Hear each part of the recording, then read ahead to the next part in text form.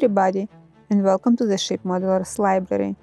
Today, I'd like to introduce a book about the loss and recovery of the Mary Rose by Peter Marsden, sealed by the time. This book traces history of the ship from launch to sinking and finally to a museum exhibit, based on contemporary documents and archaeological evidence. It also details her performance at sea, her structure, rigging, and armoury. This book brings story up to date. Further chapters record the epic project to excavate and recover the Mary Rose, and the creation of the museum to display the ship and contents.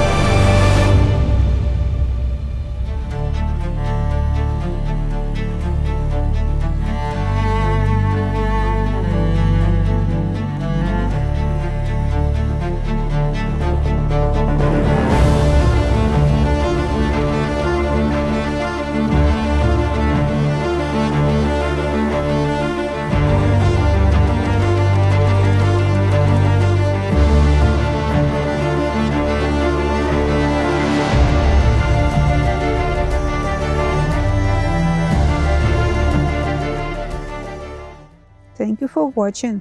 Let me know in the comment section below which book would you like to see featured next in the Ship Modelers Library.